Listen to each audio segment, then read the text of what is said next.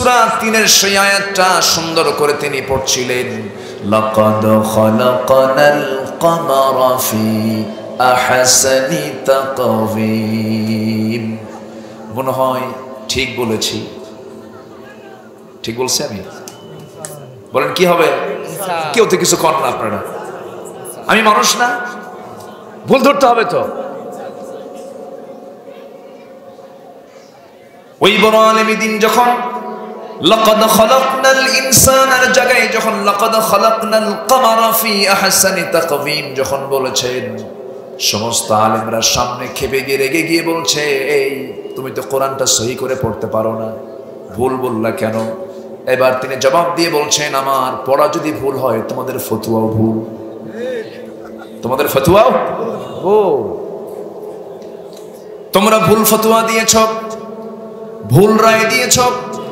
আল্লাহ যদি মানুষকে সবচেয়ে সুন্দর না করতেন, এই আয়াতটা কখন আল্লাহ তাআলা দিতেন না?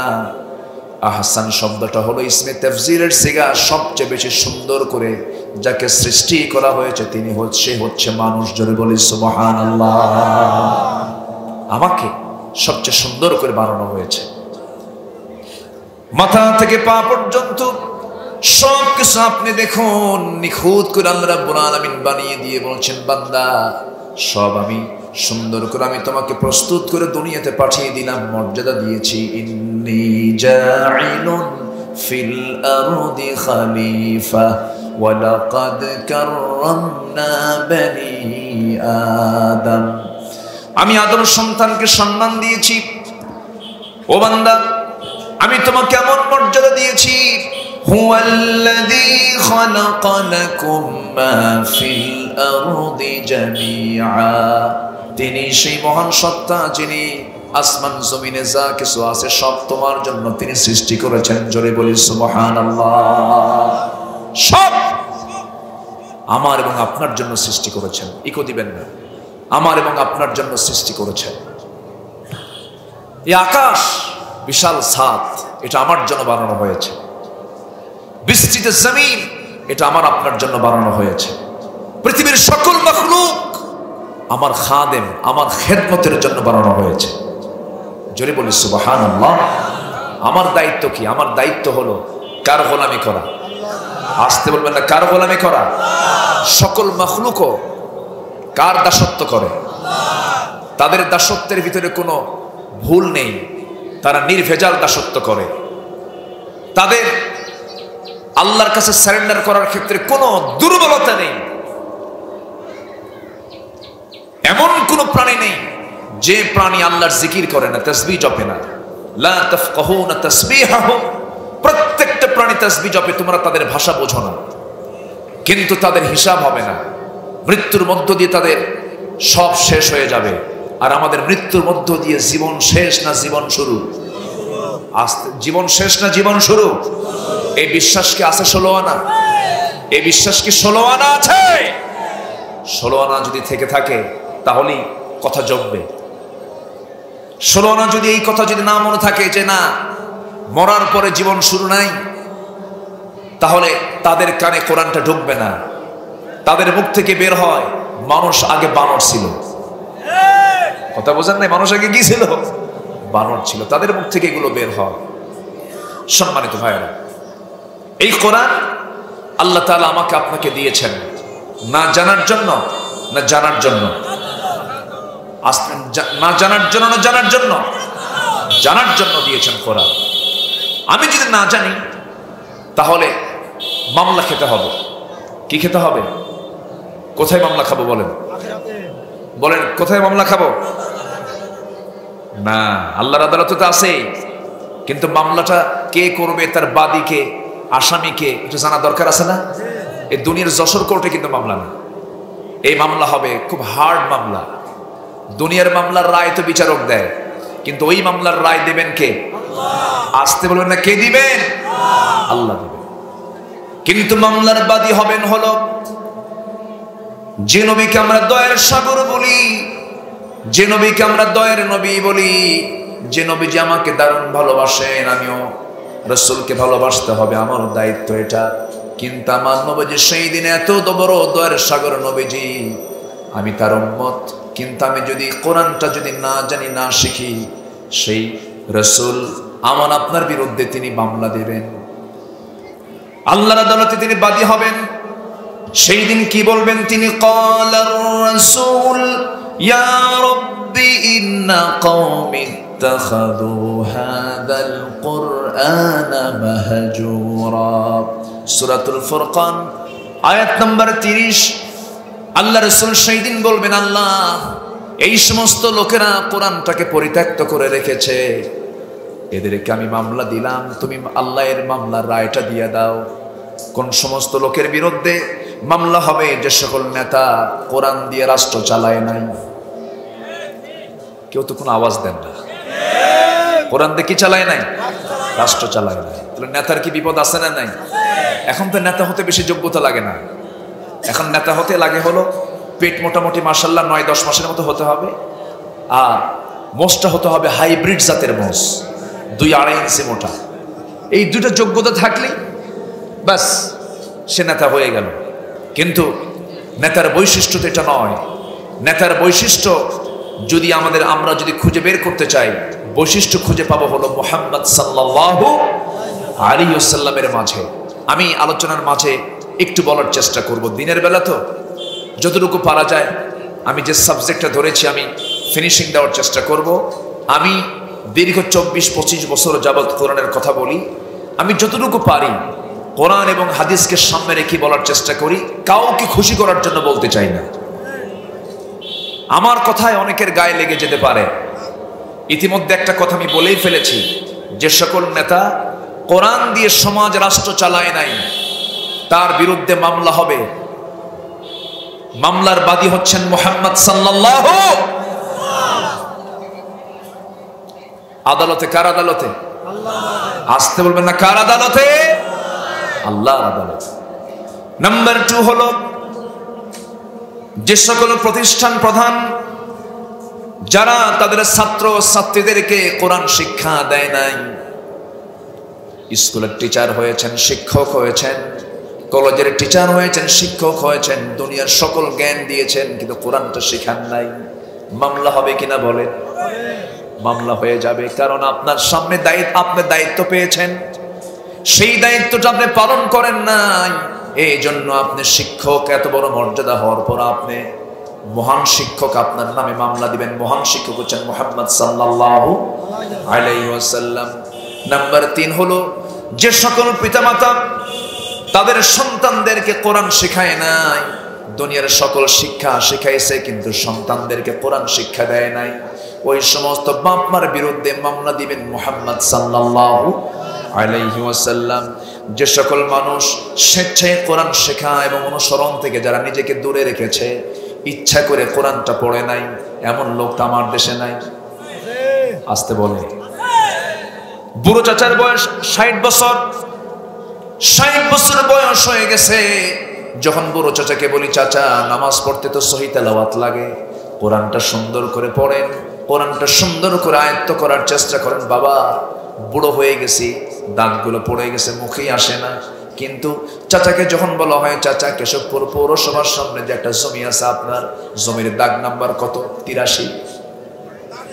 হ্যাঁ, তা ঠিক আছে, হ্যাঁ তা ঠিক আছে, 83 নাম্বার দাগ ঠিক আছে। চাচা প্রত্যেক সপ্তাহে যশোর কোর্টে চলে যান, সপ্তাহে 2 দিন কোর্টের বারান্দা দিয়া বড় বড় ফাইল নিয়ে তিনি ঘুরে বেড়ান। যখন তাকে বলা হয়, চাচা আপনি কোর্টের বারান্দায় বুড়া মানুষ ফাইল নিয়ে ঘুরতেছেন কেন? তখন বলে, বাবাজি 10 বিঘা জমির মামলা চলতেছে, মামলার আদালতের রায় হয়ে যাবে, উকিল মাঝে মাঝে বোঝে না, উকিলকে কিছু জ্ঞান দিয়ে যায়।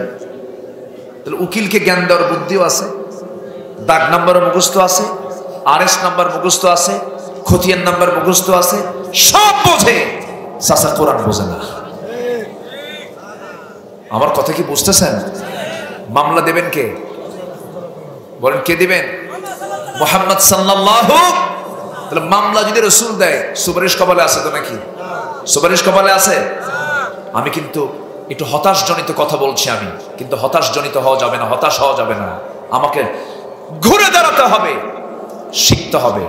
আফসোস BCS ক্যাডার বিসিএস ভাইবা পরীক্ষায় যদি আজকে যদি বলা হতো যে সমস্ত বিসিএস ভাইবা বিসিএস পরীক্ষার্থী যারা আছো তাদের পরীক্ষা ভাইবা বোর্ডে বিশেষ দ্রষ্টব্য কোরআনের 30 পারার যে কোনো জায়গা থেকে 1 পৃষ্ঠা কোরআন তেলাওয়াত শোনা হবে, যদি এই জাতীয় যদি কোনো কন্ডিশন দেওয়া হতো, দেশে কোনো কোরআন পড়া ছাড়া লোক থাকতো? আসতে বলে কোরআন পড়া ছাড়া লোক থাকতো? বরং তা না করে প্রশ্ন করে কি জানেন? প্রশ্ন করে হলো বিশ্বকাপ আইসিসি ক্রিকেটে কোন ক্রিকেটার সবচাইতে বেশি উইকেট পাইছে? এটা হলো প্রশ্ন। এটা তো জান্নাতে যাওয়ার খুব বড় কোশ্চেন না এটা? এই হলো অবস্থা। আমার দিকে তাকান, একটু কান লাগাবেন, মনোযোগ দিয়ে শোনার চেষ্টা করবেন, তাহলে মামলা থেকে বাঁচার জন্য আমাদের চেষ্টা করার দরকার আছে না নাই? বলেন আছে না নাই? আবার আল্লাহ তাআলা আরেক জায়গায় বলছেন, যারা আমার জিকির থেকে, যারা আমার কোরআন থেকে যারা নিজেকে দূরে রাখবে, গুটিয়ে রাখবে, ওয়ামান আ'রাদা আন যিকরি ফাইন্না লাহু মাঈশাতান দানকা ওয়া নাহশুরুহু ইয়াওমাল কিয়ামাতি আ'মা ক্বালা রাব্বি লিমা হাশারতানি আ'মা ওয়া ক্বাদ কুনতু বাসীরা। সেই দিন আল্লাহ বলছেন, যে বান্দা এই দুনিয়াতে আমার কোরআন থেকে আমার জিকির থেকে যে নিজেকে গুটিয়ে রাখবে, আমি হাসরের ময়দানে আমি তাকে অন্ধ করে তুলবো। কি করে তুলবো? অন্ধ করে তুলবো। যার চোখ থাকবে না সেদিন ওই বান্দা বলবে, আল্লাহ আজকে আমি অন্ধ কেন? আমার তো চোখ ছিল। আল্লাহ বলবেন, এই জন্য তুই আজকে অন্ধ হয়ে উঠছিস, কারণ আমি তোকে কোরআন দিয়েছিলাম, তুই কোরআনটা পড়িস নাই, তুই আমাকে ভুলে গিয়েছিস, এই জন্য আজকে আমি তোকে ভুলে গেলাম। আল্লাহ যদি ভুলে যান, আর কোন উপায় আছে? আসতে বলে আর কোন উপায় আছে? সব শেখার আগে আমরা কি শিখে নেব বলেন? কি শিখে নেব? ঈমান আমার আছে না নাই এটা বোঝা যাবে কি পড়লে? কোরআন পড়লে। নিজের ঈমানকে নিজে যাচাই করতে হবে, নিজেকে বুঝে শুনে ঈমানকে ঠিকঠাক করে নিতে হবে। হিন্দু তার ব্রাহ্মণের কাছে গেলে তার হয়তোবা সবকিছু হয়ে যায়। সাধারণ খ্রিস্টান পাদ্রীর কাছে গেলে সবকিছু হয়তোবা হয়ে যায়, পাদ্রী জানলে সব জানা হয়, ব্রাহ্মণ জানলে সব জানা হয়ে যায়। কিন্তু মুসলমানের ক্ষেত্রে তা নয়। মুসলমানের ঈমানকে টিকে রাখার জন্য প্রত্যেক মুসলমানকে কোরআনের জ্ঞান জানার দরকার আছে না নয়? আছে। এটা জরুরি, এটা প্রয়োজন, আমরা শিখবো। জোরে বলি ইনশাআল্লাহ। একটা ছেলেকে দাস্তার বাগদি দেওয়া হলো না? কই ছেলেটা কোথায়? 30 পারা কোরআন সিনার মধ্যে তুলে নিয়েছে। বলেন আলহামদুলিল্লাহ। জোরে বলেন আলহামদুলিল্লাহ। আমার দেশের হাফেজরা গোটা পৃথিবীর হাফেজকে হারায় দেয়। গোটা পৃথিবীতে সবচেয়ে বেশি হাফেজ যে দেশ, সে দেশ কোন দেশ বলেন? বাংলাদেশ। একটা ছেলে বিশাল পুরস্কার ছিনিয়ে এনেছে, রাষ্ট্র তাকে রাষ্ট্রের সম্বর্ধনা দিয়েছে। এটা ভালো দিক, এটা প্রশংসার দিক। গভর্নমেন্ট একটা হাফেজের সম্মানের দিকে তাকিয়ে তাকে রাষ্ট্রীয় সম্বর্ধনা দিয়েছে, এটা ভালো দিক। কেন দেওয়া হলো? নাস্তিক পাড়ার কিছু নাস্তিকদের গায়ের চুলকানি শুরু হয়েছে। ওরা বলে এটা কেন করা হলো? হাফেজ হওয়া কি কোনো যোগ্যতা হলো? হাফেজ হওয়া নাকি কোনো যোগ্যতা না। 30 পারা কোরআন মুখস্থ করা নাকি কোনো যোগ্যতা না। তোর 14 গোষ্ঠী নিয়ে আয়, ঠিক কি না? এদেরকে থাপ্পড়ায় সোজা করা দরকার। এই বেয়াদব গোষ্ঠী আছে না নাই? আসতে বলবেন না আছে না নাই? তসলিমা নাসরিন কয়েকদিন আগে সে তার স্ট্যাটাসে বলেছে, তোমাদের নবী মুহাম্মাদের মদিনার কবরে তার সমস্ত চামড়া মাটি, তার চামড়া, চোখ, গা পা সব গলে পচে গলে শেষ হয়ে গেছে তোমাদের মুহাম্মদ। যেরকম নাউযুবিল্লাহ। এই জাতীয় কথাগুলো বলা হয়, ওই তসলিমার প্রেতাত্মারাই হাফেজদের মূল্যায়ন নিয়ে প্রশ্ন তোলে, ঠিক কিনা? এই ঘাপটি মারা কিছু বদমাইশদের মোকাবেলা করার দরকার আছে না নাই? যে ঈমানদার এই সমস্ত জালিম মুনাফিক ফাসিকদের মোকাবেলায় সচেষ্ট হয় না, তার ঈমান এখন আনা হয় নাই। ওই জালিমদের মোকাবেলা করতে গিয়ে সবাই রাজি আছেন? একটু রাজি আছেন? কার একটা হাত উঁচু করে দেখেন না ভাই।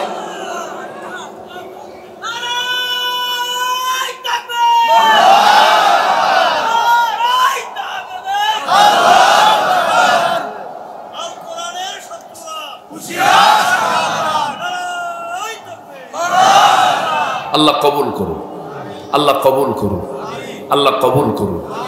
সম্মানিত ভাইয়েরা, এই আওয়াজের প্রয়োজন কি আছে না? আসতে বলে এই আওয়াজের প্রয়োজন আছে না নাই? এই আওয়াজ দিয়েই বদরে বিজয় এসেছিল মুসলমানের। এই আওয়াজের মধ্য দিয়ে মুসলমানদের ঐতিহাসিক বিজয়গুলো এসেছে। আমাদের সবচেয়ে বড় অস্ত্র হলো লা ইলাহা, আমাদের সবচেয়ে বড় অস্ত্র হচ্ছে আল্লাহু আকবার। এটা হচ্ছে সবচেয়ে আমাদের বড় অস্ত্র। এই অস্ত্রের কাছে পৃথিবীর কোনো অস্ত্র পারবে না। জোরে বলি ইনশাআল্লাহ, আর জোরে বলি ইনশাআল্লাহ। সম্মানিত ভাইয়েরা, আমি যেখান থেকে কথা বলেছি, আয়াত দিয়ে শুরু করেছি, তেলাওয়াত দিয়ে শুরু করেছি, সেখানে আল্লাহ তাআলা বলছেন চারটা কাজ করো, আমি তোমাকে মুমিনের সার্টিফিকেট দিয়ে দেব। যেরকম সুবহানাল্লাহ। আল্লাহ রাব্বুল আলামিন সুন্দর করে বলছেন ওয়াল্লাযীনা আমানু ওয়া হাজারু ওয়া জাহাদু ফি সাবিলিল্লাহ ওয়াল্লাযীনা আওয়াউ ওয়া নাসারু উলাইকা হুমুল মুমিনুনা হাক্কান أولئك هم المؤمنون حقا لهم مغفرة ورزق كريم জোরে বলুন আল্লাহু আকবার। নাম্বার 1 হলো চারটা কাজের মধ্যে এক নাম্বার কাজ হলো যারা ঈমান আনবে। এক নাম্বার যারা ঈমান আনবে। হয়তো বলবেন হুজুর ঈমান আনা এটা কোনো কাজ হলো নাকি? ঈমান তো অনেক আগে এনে রাখছি। এরকম লোক আছে তো। আমার নাম ঈমান আলী। নাম কি? নামই হলো ঈমান আলী। নাম হলো ফজর আলী। ঘুম থেকে উঠে সকাল 10টার দিকে, আছে না নাই? নাম হলো হিম্মত আলী। সাইকেলের চাকা বাস চলে পড়েই হার্ট স্ট্রোক করে। নাম হলো আতর আলী। গাজার গন্ধে কাছে যাওয়া যায় না। নাম দিয়ে কোনো কাজ হবে না। বংশগত কৌলিন্য দিয়ে আল্লাহর সামনে কোনো সম্মান পাবো না আমি। বংশের মর্যাদা দিয়ে যদি সম্মান পাওয়া যেত, আবু তালেবও পেত, আবু লাহাবও পেত, আজরও পেত, কেনান পেত। তারা তো নবীর সন্তান ছিল, নবীর বাপ ছিল, নবীর চাচা ছিল। বংশগত পরিচয় দিয়ে আল্লাহর সামনে কোনো নাজাত পাওয়া যাবে না। পীরের সন্তান বলে, আপনি আলেমের সন্তান বলে নাজাত পাবেন তা হবে না। নিজের মধ্যে যোগ্যতা রাখতে হবে 16 আনা।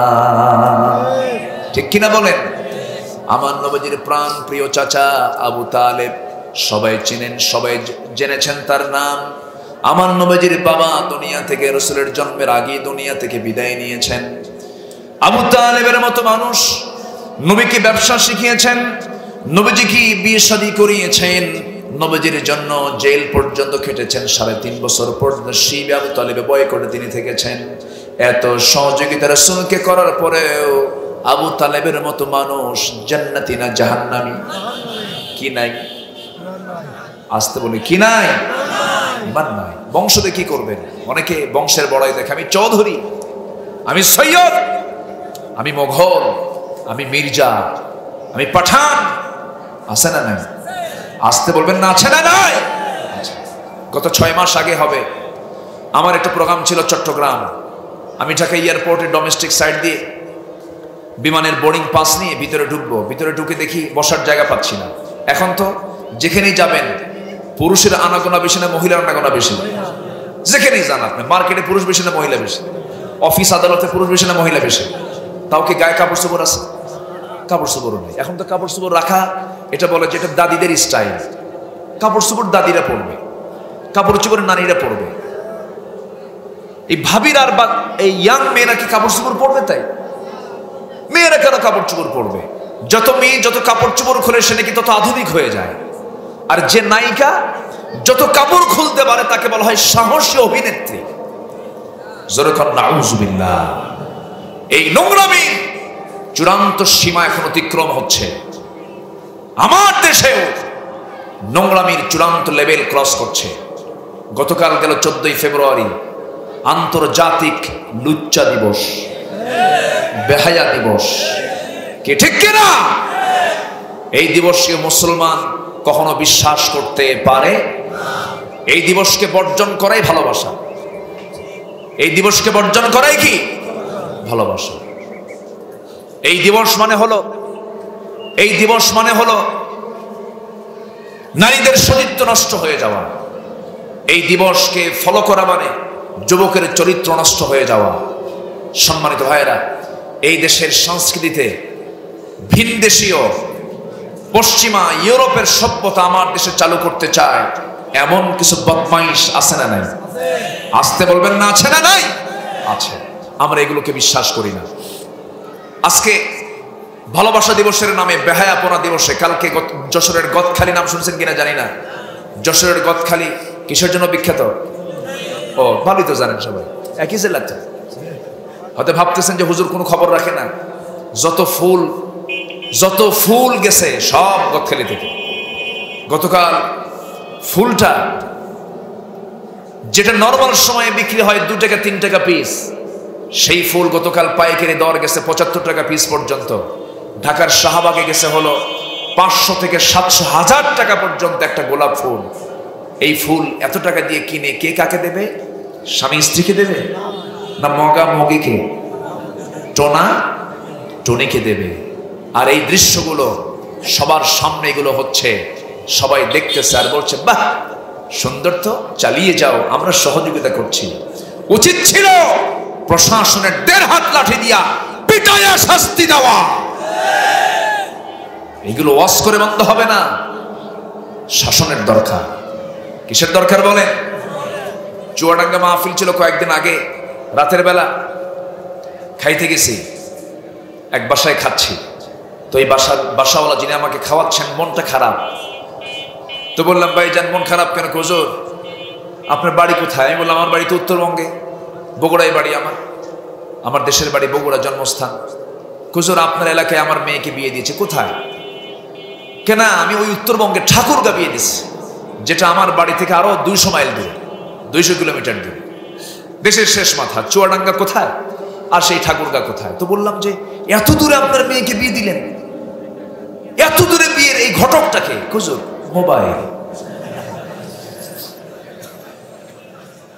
ঘটক কি?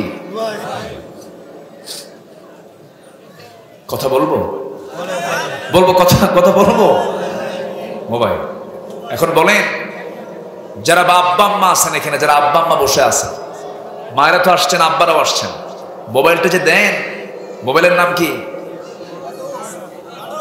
আসতে কয় কি নাম? যদি নিজে আমার কপালে ইসলাম নাই, কারণ আমি আমার বাপ দাদার ধর্ম ছাড়বো না, এরকম টাইপের কিছু লোক এখনো আছে না নাই? আমার বাপও চোর, আমিও চোর থাকবো, এরকম লোক আছে না কিছু? আমার বাপ এই কাজ করে গেছে, এই দল করে গেছে, আমি কি বাদ দিতে পারি নাকি? এরকম টাইপের লোক আছে না নাই? আচ্ছা, ইসলাম ঈমান গ্রহণে পারিবারিক বাধা একটা বড় বাধা, এটা বিশাল বাধা।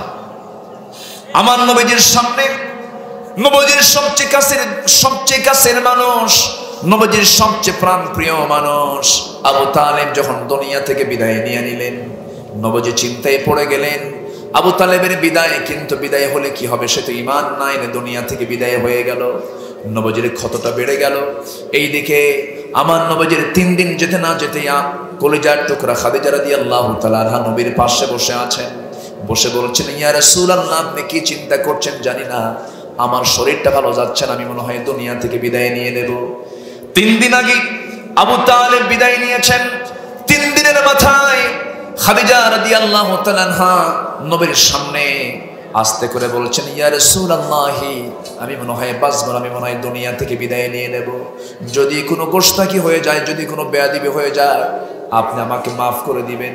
আমার নবীজি বলছেন ও খাদিজা, তুমি কি বলছো, কি হচ্ছে, আমি তো কিছু বুঝতে পারছি না। তিনি বলছেন ইয়া রাসূলুল্লাহ, আমার শরীরের অবস্থাটা ভালো না, মনে হয় আমি বাঁচব না, আমি মনে হয় দুনিয়া থেকে বিদায় নিয়ে নেব। নবীজির কাঁচা ঘা এখনো শুকায় নাই। আবু তালেব দুনিয়া থেকে বিদায় নিয়েছেন, তারা 3 দিন যায় নাই। খাদিজা এমন কথা শুনে আমার নবীজি একটু হলেও ঘাবড়িয়ে গেলেন। এবার বলছেন খাদিজা, তুমি কি বলতে চাও বলো। এবার তিনি বলছেন ইয়া রাসূলুল্লাহ, আজকে 15 বছর, আজকে বিশাল একটা সময় আপনার সঙ্গে পার করলাম, প্রায় 25 বছরের সংসার আপনার সঙ্গে আমার কাটিয়ে গেল। 24-25 বছর হলো এই সংসারটা আমরা চালিয়ে যাচ্ছি। আমি কি আপনার কাছে কোনোদিন আমার ব্যক্তিগত কোনো কিছুর চাহিদা কি আপনাকে বলেছি নাকি? না, বলো নাই। তুমি খাদিজা কি বলবে বলো। এবার তিনি বলছেন, ইয়া রাসূলুল্লাহ, আমার জীবনের স্থাবর অস্থাবর সমস্ত সম্পত্তি আমি আপনার হাতে তুলে দিয়েছি। আমি আপনাকে দারুণ মহব্বত করি ইয়া রাসূলুল্লাহি, ইয়া হাবিবাল্লাহি। কিন্তু আজকে আপনার কাছে আমার কিছু দাবি আছে, আমি আপনার কাছে কিছু চাবো, আপনি কি আমাকে দিবেন নাকি? রাসূল বলছেন, ওরে খাদিজা, জীবনে কোনো কিছুই চাও নাই আমার কাছে, আজকে তুমি যা চাইবে আমি তাই দিয়ে দেব। জোরে বলে সুবহানাল্লাহ। যা চাইবে আমি তাই দেব। খাদিজা রাসূলকে এত পরিমাণ ভালোবেসেছেন, খাদিজার পছন্দ হয়েছিল রাসূলকে। খাদিজার পক্ষ থেকে প্রথমে কিন্তু প্রস্তাবটা আসে বিয়ে। আমার নবী যে সেই বিয়েতে রাজি হয়ে গেলেন। বিয়েটা যখন হয়ে গেল, আমার নবী হচ্ছেন গরিব মানুষ, খাদিজা কি মানুষ বলেন? কি মানুষ? ধনী মানুষ। নবীজি গরিব ছিলেন না, কিন্তু গরিব হয়ে গেছেন কারণ যদি কারো বাপ না থাকে, মা না থাকে, সম্পদ ঠিক থাকে নাকি? সম্পদ তো ঠিক থাকে না। নবীজির সঙ্গে যখন খাদিজার বিয়ে হয়ে গেল, সেই খাদিজা রাদিয়াল্লাহু তাআলার সঙ্গে বিয়ে হওয়ার সঙ্গে সঙ্গে খাদিজা বড় একজন এক্সপোর্টার ছিলেন, বড় একজন ইম্পোর্টার ছিলেন, বড় ব্যবসায়ী তিনি ছিলেন। ওই মক্কার ধনকুবের ধনীরা সব সমালোচনার ঝড় সৃষ্টি করে দিল। খাদিজা খুয়াইলিদের কন্যা হয়ে এমন একজন গরিব মানুষকে সে স্বামী হিসেবে গ্রহণ করলো। মক্কাইতে বহু ধনী ছিল। সঙ্গে সঙ্গে খাদিজার কানে যখন সংবাদগুলো চলে গেল, সেই সময় তিনি কি করলেন? সমস্ত ধনীদেরকে একসঙ্গে ডাকলেন। মদিনার মক্কার সবচেয়ে ধনী মহিলা কে ছিলেন? খাদিজা ছিলেন। সবাইকে তিনি ডাকলেন, ধনী হয়ে সমস্ত ধনীদেরকে ডাকলেন। ডাকার পরে বলছেন, আমার যে বিয়ে হয়েছে মুহাম্মদ বিন আব্দুল্লাহর সাথে, তোমাদের এই ব্যাপারে মন্তব্য কি? কেউ বলার সাহস পায় না, কারণ ধনী মানুষ খাদিজা। সবাই বলতেছে, খাদিজা, আমরা তোমার ব্যাপারে শুধু একটু পরামর্শ দেব। কি পরামর্শ? এত ধনী মানুষ তুমি, তোমার জন্য এমন স্বামী, এমন গরিব মানুষের এমন স্বামী তোমার গ্রহণ করার কি দরকার ছিল? খাদিজা বলছেন, আমি জানি তোমরা আমাকে এমন প্রশ্ন করবে। তোমরা আমাকে একটা প্রশ্ন করেছ, আমি তোমাদেরকে 4টা প্রশ্ন করব। নাম্বার 1 প্রশ্ন হলো আমার স্বামীর ব্যাপারে। নাম্বার 1 প্রশ্ন করতে চাই, আমার স্বামী মুহাম্মদ বিন আব্দুল্লাহ, তার বংশটা কেমন? সেরা বংশ। তার চরিত্র কেমন? সেরা চরিত্র। তার চেহারা কেমন? এমন চেহারা দুনিয়ার বুকে আমরা কাউকে দ্বিতীয় দেখি নাই। তাহলে আমার স্বামীর বংশ শ্রেষ্ঠ বংশ, আমার স্বামীর চেহারা সুন্দর, আমার স্বামীর চরিত্র সুন্দর, 3টাই সুন্দর। নাম্বার 4 হলো আমার স্বামীর ফিনান্সিয়াল অর্থনৈতিক অবস্থা কেমন। এই জন্যই তো আমরা মানা করেছিলাম, সে গরিব মানুষ। এবার খাদিজা বলছেন, শোনো, টাকা দিয়ে বংশ কেনা যায় না, টাকা দিয়ে চরিত্র কেনা যায় না, টাকা দিয়ে সৌন্দর্য কেনা যায় না। যেই টাকার কথা, যে সম্পদের কথা তোমরা বলতেছো, আমার স্বামীর বংশ ভালো, চরিত্র ভালো, চেহারাও সুন্দর, সব যেহেতু মিলে গেছে সুন্দর, একটা শুধু ঘাটতি আছে, টাকা পয়সা নাই। তোমরা মক্কার ধনী, সমস্ত ধনকুবেরা, তোমরা সাক্ষী থেকে যাও। আমি এই মুহূর্তে খালিদের কন্যা খাদিজা সাক্ষ্য দিলাম, আমার জীবনের অস্থাবর সমস্ত সম্পত্তি মুহূর্তে আমি আমার স্বামী মুহাম্মদকে দান করে দিলাম। একটু জোরে বলে সুবহানাল্লাহ, একটু জোরে বলে সুবহানাল্লাহ। এই পরিমাণ মহব্বত ছিল রাসূলের প্রতি। সেই খাদিজা দুনিয়া থেকে বিদায় নিচ্ছেন, বলছেন, ইয়া রাসূলুল্লাহ, আমি আপনার কাছে আজকে কিছু চাবো। রাসূল বলেন, তুমি কি যা চাবে আমি তাই দেব, বলো। কোনদিন তিনি চান নাই রাসূলের কাছে কোনো কিছু। এবার তিনি বলছেন, ইয়া রাসূলুল্লাহ, নাম্বার 1 আমি আপনার কাছে চাবো হলো দুনিয়ার জগতের কোনো কিছু নয়। আমি যখন দুনিয়া থেকে বিদায় নিয়ে নেব, আমি যখন মারা যাব, আমার মনে হয় আমার আমলনামা নিয়ে আমি কবরে কোনো জবাব দিতে পারবো না। আমার লাশটা কেউ বহন করবে না, আপনি নিজেই আমার লাশটা নিজের পিঠে বহন করে কবর পর্যন্ত নিয়ে চলে যাবেন। কবরে আপনি শোয়া দেবেন, আমার চেহারা আপনি কিবলামুখী করে দিবেন। আমার চেহারা কিবলামুখী করে দিয়ে কবর থেকে আপনি উঠে আসবেন না। ততক্ষণ পর্যন্ত আপনি কবরের মাটিতে দাঁড়িয়ে থাকবেন, যতক্ষণ না সল জবের ফেরেশতা না আসবে। যখন সল জবের ফেরেশতা এসে যখন প্রশ্ন করবে 3টা, এই 3টা প্রশ্নের জবাব আপনি আমার হয়ে দিয়ে দিবেন, কারণ আমার মন বলছে আমার টুটা ফাটা আমল নিয়ে আমি 3টা প্রশ্নের জবাব দিতে পারবো না। আমার নবীজি কথাগুলো শুনলেন, আমার নবীজি কথাগুলো শুনে বলছেন, ও খাদিজা, তুমি আমাকে সারা জীবন কোনো কিছু চাও নাই, আমার কাছে বলো নাই।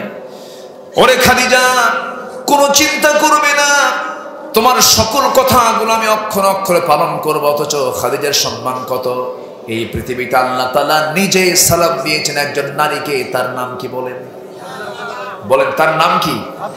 আল্লাহ তাআলা নিজে তাকে সালাম দিয়েছেন। সেই খাদিজার ব্যাপারে খাদিজা নিজেই শঙ্কিত হয়ে বলেছেন, হুজুর কবরের জবাব দেওয়ার মতো ঈমান আমার নাই, আমি জবাব দিতে পারবো না, আপনি আমার হয়ে জবাবটা দিয়ে দিবেন। আমার নবীজি বলছেন, যাও খাদিজা, আমি ওয়াদা করলাম। খাদিজা দুনিয়া থেকে বিদায় নিলেন। 3 দিন আগে আবু তালেব, 3 দিন পরে আমার নবীজির সবচেয়ে কাছের মানুষ খাদিজা, দুইজন বিদায় নিয়েছেন। নবীজি এই দুইটা বিদায়কে তার হৃদয়ে এত ক্ষত সৃষ্টি করে দিল।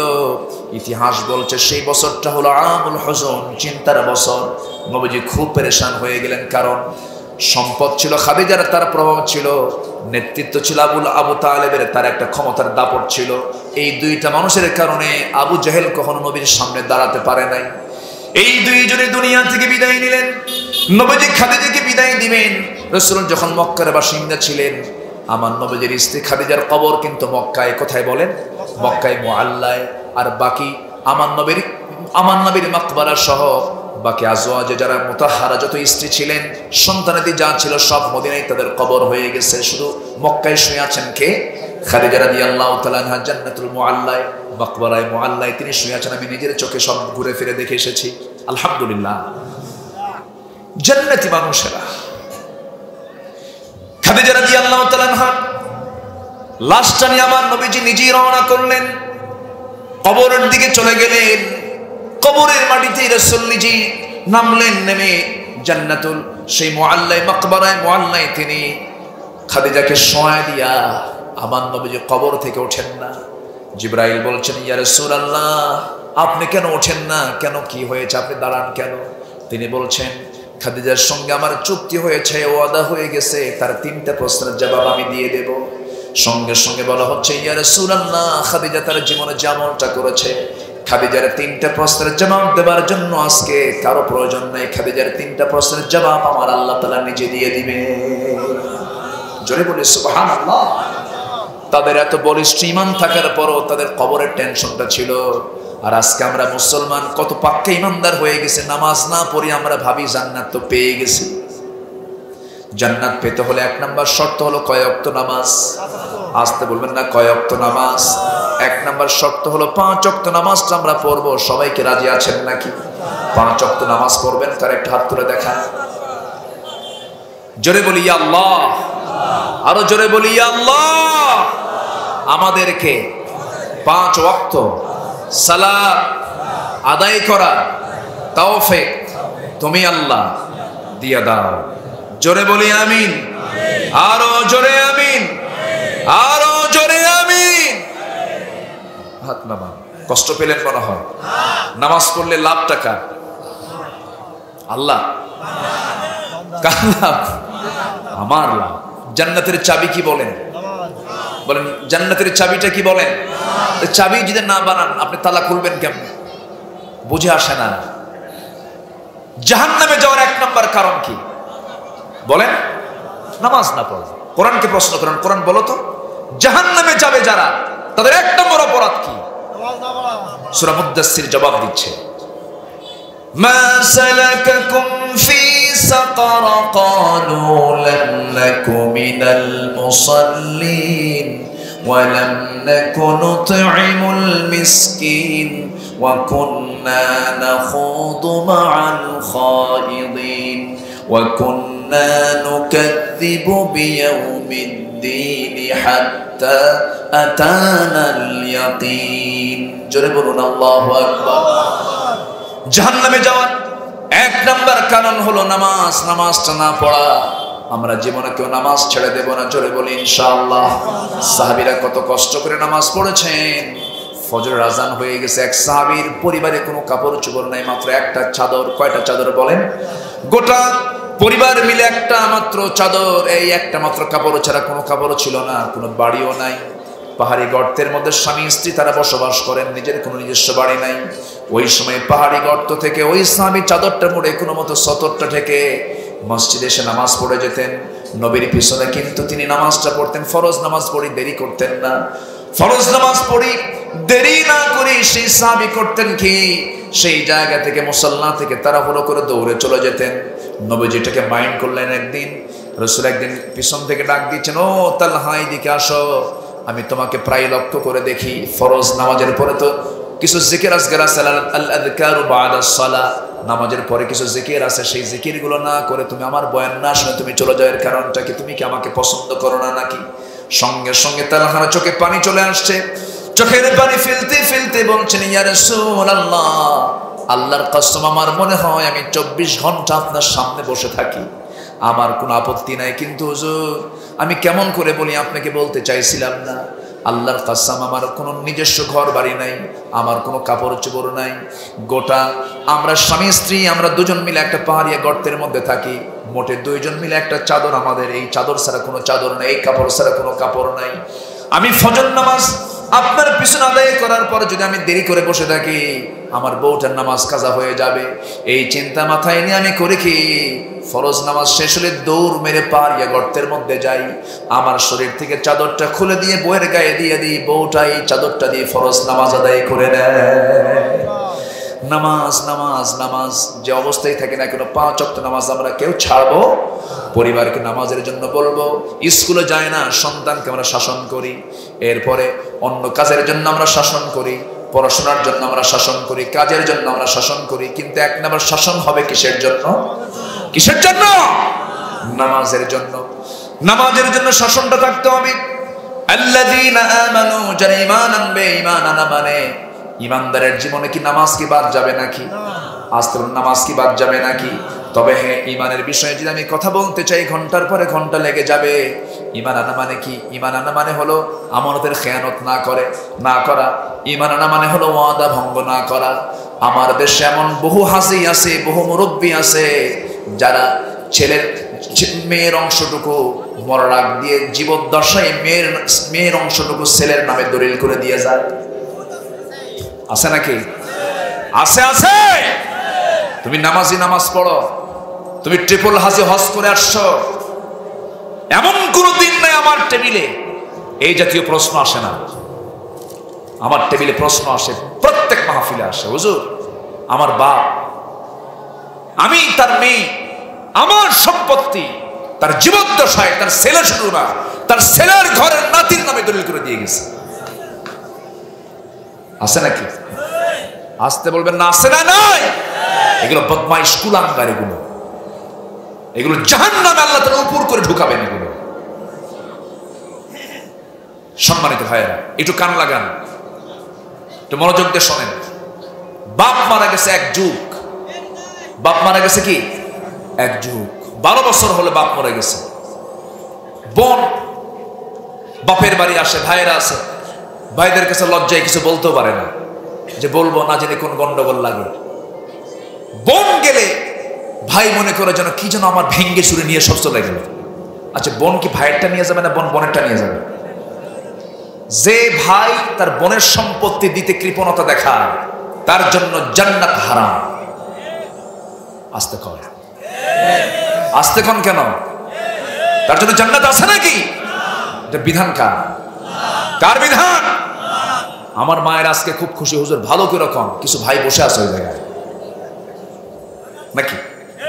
রাগ করতেছেন আপনারা? আপনি রাগ করলে আমার কিছু করার নাই, আমার কিচ্ছু করার নেই, কারণ আপনাকে সতর্ক করে দেওয়ার দায়িত্ব আমার। আপনি জান্নাত থেকে মাহরুম হবেন, আমি কেন এই কাজ, আমি এই কথা কেন বলতে যাব? 1 যুগ ধরে বোনের অংশ বুঝে দেয় না, বোনকে আবার মাঝে মাঝে দাওয়াতে দিয়ে পাম করতে দেয়, বোনকে দাওয়াত দিয়ে নিয়ে আসে, বোনকে দাওয়াত দিয়ে নিয়ে এসে ওই জামতলার সাদেক আলী মিষ্টি খাওয়ায়। কে আছে নাকি? দামি দামি বাজার করে নিয়া গরুর গোশত, মুরগির গোশত সব সুন্দর করে রান্না বান্না করে খাওয়ায়, বছরে 2-3 বার করে বোনকে দাওয়াত দেয়। কিন্তু এইদিকে 12 বছর ধরে বোনের জমিতে ধান লাগায়, ধানগুলো নিজের গোলায় ভরা। আছে না নাই? তাহলে সে কি খাওয়ায় না বোনেরটাই বোন খায়? কি কথা কি বুঝতেছেন আপনি? ভাই এক পর্যায়ে আস্তে করে পাশে বসায় নিয়ে বলে, বোন আমার শোনো, তোমার বিয়ে শাদী হয়ে গেছে, বাপটা মরে গেছে, 1 যুগ হলে তুমি আমাদের থেকে কিছু অংশ পাও, তুমি বোন হিসেবে তুমি কিছু অংশ পাও, তবে একটা কথা বলি, কি অংশ নিলে কিন্তু ধ্বংস হয়। দেখছেন এটা কি ওয়াজ না শয়তান থেকে আসা কথা? বলেন এটা কি আল্লাহর ওয়াজ না শয়তানের ওয়াজ? কার ওয়াজ? ও যদি 14 বার হজ করে, হজ কি কবুল হবে? হজ কি কবুল হবে? হবে না। আমার ভাইয়েরা, কোন হক নষ্ট করা যাবে না। বান্দার হক নষ্ট করলে পরে আপনি জান্নাত পাবেন না। কোন হক লঙ্ঘিত, কোন গুনাহ আল্লাহ তাআলা মাফ করবেন না। আল্লাহ তাআলা বলছেন ওয়া'বুদুল্লাহা ওয়া লা তুশরিকু বিহি শাইআন ওয়া বিল ওয়ালিদাইনি ইহসানা ওয়া বিযিল কুরবা ওয়াল ইয়াতামা ওয়াল মাসাকিন। জোরে বলুন আল্লাহু আকবার। তোমরা আল্লাহর হক আদায় করো, পিতামাতার হক আদায় করো। মুরব্বি যাচ্ছেন কেন? সমস্যা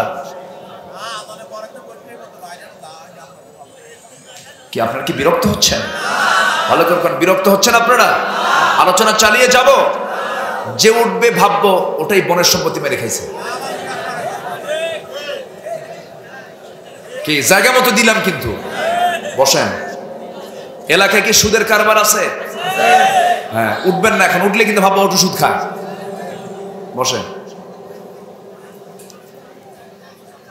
ফাঁকি দিয়া জান্নাত নেব? অসম্ভব।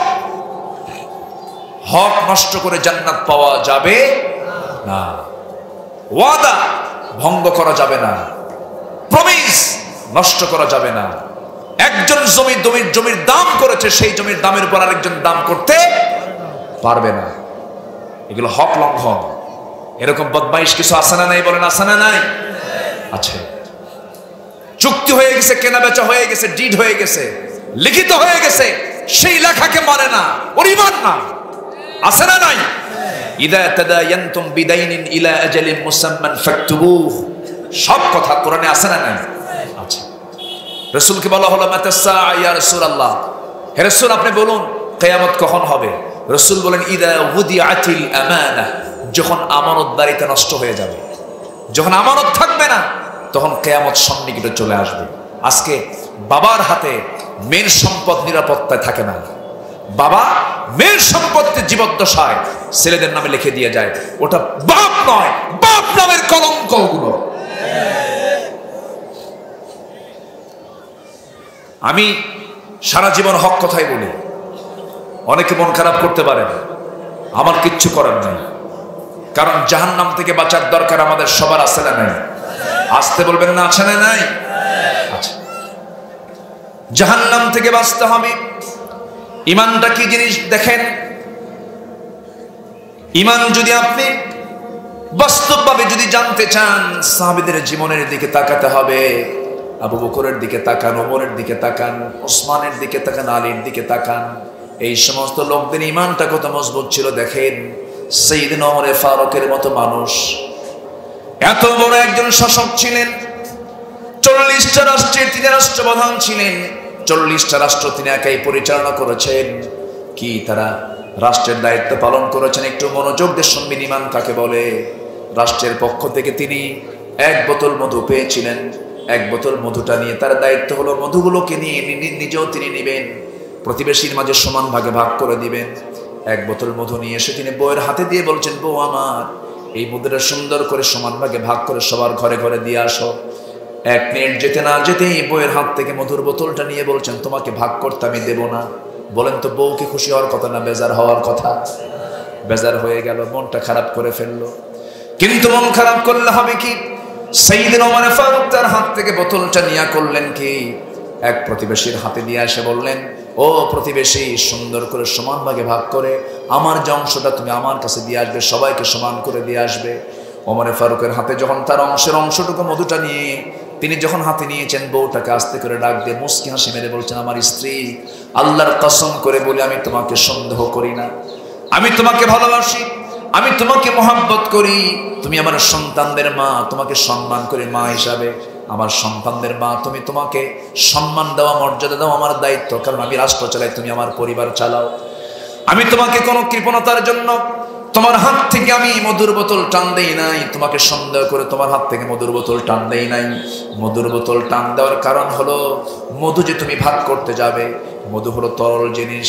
এই মধু, তরল মধুটা যখন তুমি ভাগ করতে যাবে, কিছু মধু 2 ফোঁটা হোক 3 ফোঁটা হোক তোমার হাতের মধ্যে চলে আসবে। তোমার হাতে যখন লেগে থাকবে, অন্তত এই 2-3 ফোঁটা মধু যে তোমার হাতে বেশি চলে আসলো, এটার হিসাব কিয়ামতের দিন আমি কেমন করে দেবো, এই চিন্তা মাথায় নিয়ে ভাবতেছি। মধুরটা ভাগের দায়িত্ব আমরা না নিয়া এই দায়িত্ব আমরা দেব অন্য কাউকে। জোরে কারণ সুবহানাল্লাহ। এটার নাম ঈমান। এটার নাম কি বলেন? ঈমান। রাষ্ট্রের পক্ষ থেকে কিছু আপেল আসছে। কি আসছে? আপেল। রাষ্ট্রের আপেল সামনে পড়ে আছে, বিশাল স্তূপ পড়ে আছে। সেই আপেল থেকে ওমরে ফারুকের ছেলে, ছোট্ট ছেলে, সে আপেল থেকে একটা আপেল নিয়ে মুখের মধ্যে তুলে নিয়েছে। ওমরে ফারুক রাদিয়াল্লাহু আনহু করলেন কি, মুখের মধ্যে হাত ঢুকায়া দিলেন। হাত ঢুকায়া দিয়ে জোর করে আপেলটা বের করে আপেলের জায়গায় রেখে দিলেন। ছেলেটা চিৎকার মেরে মেরে দৌড়ে মার কাছে গিয়ে বলছে, মা শোনো, আব্বা আমার মুখ থেকে আপেলটা সব টান দিয়ে খুলে নিয়ে জায়গায় থুয়ে দিচ্ছে, আমাকে আপেল খেতে দিল না। স্ত্রী বলছেন, আমার স্বামী ওমরে ফারুক রাদিয়াল্লাহু তাআলা আনহু ছোট্ট মানুষ, বুঝে নাই। আপেল থেকে অনেকগুলো আপেল সেখানে পড়ে আছে, একটা আপেল মুখের মধ্যে নিয়েছে, আমরাও তো অংশে পাবো কিছু আপেল। সেখান থেকে একটা আপেল না হয় কম নিতাম। সন্তানকে কান্দানোর কি দরকার ছিল, কাঁদানোর কি প্রয়োজন ছিল? সঙ্গে সঙ্গে ওমরে ফারুক বলছেন, আমার স্ত্রী, তুমি কি এই বিষয়টা স্পষ্ট যে আপেলটা আমার সন্তান মুখের মধ্যে নিয়েছে, সে আপেলটা আমাদের ভাগে আসবে, তুমি কি নিশ্চিত নাকি না? ওই আপেল যেহেতু আমাদের ভাগ্যে আসবে কিনা নিশ্চিত নয়, অতএব আমি কেন আপেলটা গিয়ে ভাগ করে আমার সন্তানের মুখে উঠায় দেব? আমি এটা চাই না, কারণ দুনিয়াটা আমার জন্য হিসাব করে চলতে হবে। দুনিয়াটা আমার হিসাব ঠিক, আমার ঈমান ঠিক, আমার জান্নাতও ঠিক। জোরে বলুন সুবহানাল্লাহ। ঈমানটা কাকে বলে? সাহাবায়ে কেরাম বুঝায়া দিয়েছেন, সবকিছু দ্বারা বাস্তবে রূপ দিয়ে দিয়েছেন। খলিফা ওমরের জীবন থেকে যখন কথাগুলো বলতেছি, তার শাসন আমলটা ছিল বেশি সময় না, অল্প সময়, কিন্তু ওমরের শাসন আমল ইতিহাস হয়ে থাকবে কিয়ামত পর্যন্ত। তার শাসনটা ছিল সবচেয়ে ন্যায় শাসন ছিল। তিনি একজন গভর্নর করে একজন ব্যক্তিকে, হিমসের গভর্নর করে একজনকে পাঠায়া দিলেন, হিমস নামক প্রদেশে পাঠায়া দিলেন। তার নাম হলো সাঈদ বিন আমির রাদিয়াল্লাহু তাআলা আনহু। 6 মাস দায়িত্ব পালন করলেন। জনগণ এসে ওমরে ফারুকের সামনে তার বিরুদ্ধে রিপোর্ট দিয়ে গেল, এই শাসক হবে না, এই গভর্নর হবে না, এই গভর্নরকে সরাইয়া দেন। তার মধ্যে আমরা বেশ কিছু দোষ খুঁজে পাচ্ছি। ওমরে ফারুক বললেন, কি কি দোষ আমাকে না বললে তো আমি কিছুই করতে পারবো না। 4টা অভিযোগ তার বিরুদ্ধে জমা হলো। নাম্বার 1 হলো সাঈদ বিন আমির প্রত্যেকদিন অফিসে আসে না, একদিন সপ্তাহে সে আসে না। কেন আসে না? নাম্বার 2, অফিসে প্রত্যেকদিন দেরি করে আসে। নাম্বার 3, মৃগরোগীর মতো অজ্ঞান হয়ে পড়ে মাঝে মাঝে। আর সাঈদ বিন আমিরের আরেকটা দোষ হলো, সাঈদ বিন আমির সপ্তাহে কেন একদিন আসে না। এই জাতীয় দোষগুলো সব জমা করে যখন ওমরে ফারুকের সামনে যখন প্লেস করা হলো, ওমরে ফারুক দেরি না করে সঙ্গে সঙ্গে তৎক্ষণাৎ হিমসের গভর্নর সাঈদ বিন আমিরকে ডাক দিলেন। ডাক দিয়ে বলেন, সাঈদ বিন আমির, তোমার গভর্নরের দায়িত্ব পালন করতে হবে না, তুমি তাড়াতাড়ি মদিনায় চলে আসো। জনগণ তোমার বিরুদ্ধে অভিযোগ দিয়েছে, আমার কাছে মেলাগুলো অভিযোগ, কয়েকটা অভিযোগ আমার কাছে জমা হয়েছে, তুমি চলে আসো। হিমসের গভর্নর সাঈদ বিন আমির চলে গেলেন। শুনলেন প্রত্যেকদিন অফিসে দেরি করে যান, এরপরে সপ্তাহে একদিন যান না, মাঝে মাঝে মৃগী মতো অজ্ঞান হয়ে পড়েন। এই সমস্ত দোষগুলো যখন তার সামনে বলা হলো, তিনি বললেন, আমিরুল মুমিনিন, যে দোষগুলো জনগণ দিয়েছে প্রত্যেকটা জবাব আমি একটা একটা করে দিতে পারবো। যেরকম সুবহানাল্লাহ। এবার যখন তাকে বলা হলো, সাঈদ বিন আমির, 1 নম্বর অভিযোগ হলো তুমি প্রত্যেকদিন অফিসে যাও না কেন? নাম্বার 2 অভিযোগ হলো দেরি করে যাও কেন? তিনি বলছেন, সপ্তাহে একদিন এই জন্য যাই না, আল্লাহর কসম করে বলি, আমি সাঈদ বিন আমির, আমি আপনাকে ভালোবাসি। আমি নিজেও দেখেছি আপনি ওমর, আপনার জামার পিছনে মাঝে মাঝে সেনা দেখি, তালিযুক্ত দেখি। আপনি বিশ্বাস করবেন কিনা, আমি সাঈদ বিন আমির যে জুব্বাটা পরে আছি, এই জুব্বা ছাড়া বিকল্প কোনো জুব্বা আমার বাড়িতে আর নাই। 7 দিনের ভিতরে 6 দিন সকাল থেকে সন্ধ্যা পর্যন্ত আমি জনগণের ডিউটি পালন করতে গিয়া আমার কাপড়গুলো ময়লা হয়ে যায়। এই কাপড়টা যখন ময়লা হয়ে গেল, শুক্রবার সকালের দিকে আমি চিন্তা করি, জুমার দিন শ্রেষ্ঠ দিন, পরিষ্কার পরিচ্ছন্ন কাপড় পরে জুমার নামাজ পড়া উচিত।